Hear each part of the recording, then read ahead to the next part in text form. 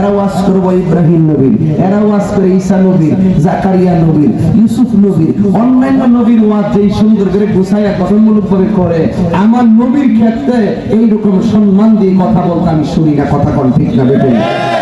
এগুলা করবেন না, সাবধান। আজকে ইজিপ্ট, আচ্ছা বলেন তো, ইজিপ্টকে আমরা কি মুসলমান মনে করি? আজকে বাংলাদেশে কিছু মানুষ আছে 5 ওয়াক্ত নামাজ পড়ে এজিদের নামের পরে রহমাতুল্লাহ আলাইহি লেখে। এরা হলো আহলে হাদিস। এরা কি আহলে হাদিস? তো কই না আমি, আহলে খবিস কই। এই আহলে খবিস এর মধ্যে এক হইল মুজাফফর বিন মহসিন। দাড়িগুলো এত বড় বড়, এই এত বড় বড়, এই আলামত বেশি ভালো আলামত না। একই বলছে জানেননি গত সপ্তাহে?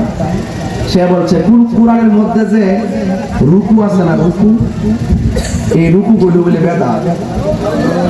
এগুলো আমি কাটসাট কইরা ফালাইয়া আমি নতুন কোরআন লিখতাছি। তাহলে একই মুসলমান হইতে পারে? এক। 2 নম্বর হইল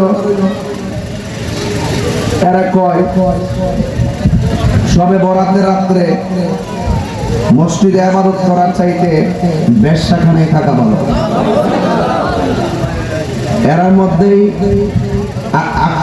আব্দুর রাজ্জাক বিন ইউসুফ সে বলতেছে সবে বরাত, সবে কদরে রাইতে মসজিদে ইবাদত করার চাইতে হিন্দুর মূর্তি পূজা করা ভালো। এর মধ্যে একজন আছে আকরামুজ্জামান, সে বলছে জিন্দা নবীর আমি তালাক দিলাম।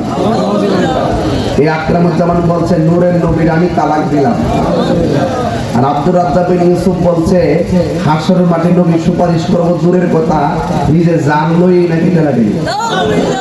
নবী নাকি বলবেন আমার নেকের পাল্লা বাড়ি হয় নাকি বদরের পাল্লা বাড়ি হয়। নাউজুবিল্লাহ। তো যারা এই কথাগুলা বলেন এদের মুখেও কিন্তু ইসলাম আছে, এদের মতো আছে না নাই? এদের মুখে ইসলাম আছে না নাই? আমার পরিষ্কার কথা, সাহেবচরবাসী আমার কাছে মুরিদ হয়েছেন ভালো কথা। আজকে আমি 4-5 জনকে মুরিদ করেছি ঘরে বসে।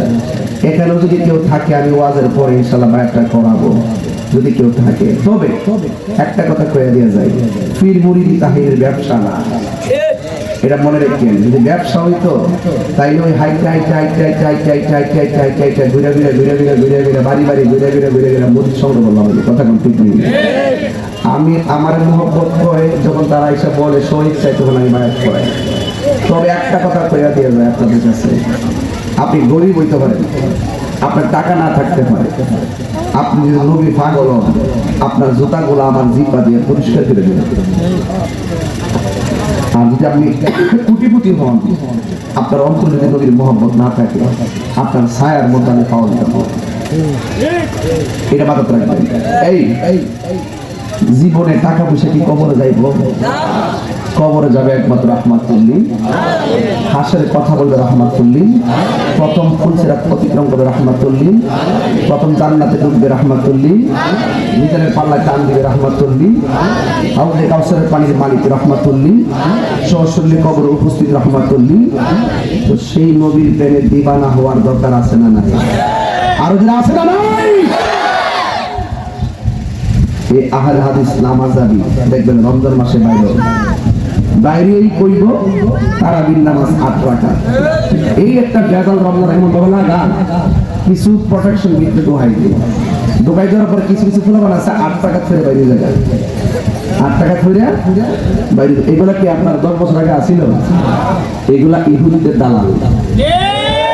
যদি দালাল না হইতো তাইলে এইভাবে সবে বরাত সবে কদর আমার নবীর শান মান নিয়ে কটূক্তি করতো না। এদের মুখের মধ্যে লাগে না, এদের সাথে আমাদের কোনো সম্পর্ক। আবার একজন বাইরেছে শিয়া, শিয়া বাইরেছে সাহাবীর বিরুদ্ধে কথা বলে, হয়তো আমির মুআবিয়া রাদিয়াল্লাহু তাআলার বিরুদ্ধে কথা বলে। এইগুলো হলো আবার শিয়া। এই শিয়া হইল জাহান্নামের কুত্তা। কথা ঠিক না বেটি? তো আমরা শিয়াও না, আমরা খারিজিও না, আমরা আহলুস সুন্নাত ওয়াল জামাত। ঠিক না বেটি? আবার আমরা কি থাকো জানেন? আমরা মৌলা আলীর বিরুদ্ধে। আমরা কি মৌলা আলীর বিরুদ্ধে? আরে বেটা তোরা তো মারো ভাইছি না, মুরিদ ভিত্তিক সুন্নিয়ত করে গেছো, পাবলিক ভিত্তিক সুন্নিয়ত করো নাই। আমরা সব জানি। মুরিদ ভিত্তিক সুন্নিয়ত করে গেছো, পাবলিক ভিত্তিক করো নাই। আমি মুরিদ ভিত্তিক করি না, মুরিদের মাহফিল আমি দেই না। আমি পাবলিকের মাহফিল দেই, জনগণের মাহফিল দেই, সংগঠনের মাহফিল দেই, বড় বড় দরবারের মাহফিল দেই।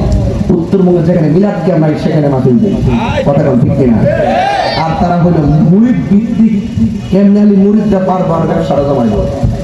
সারা জীবন কইরা গেছে, দেখতে গেছে, ভুলে গেছে। আল্লাহর হস্তে মুখটা লাগাম দিও, তাহিরি কাউকে ধরে না, ধরলে ছাড়ে না।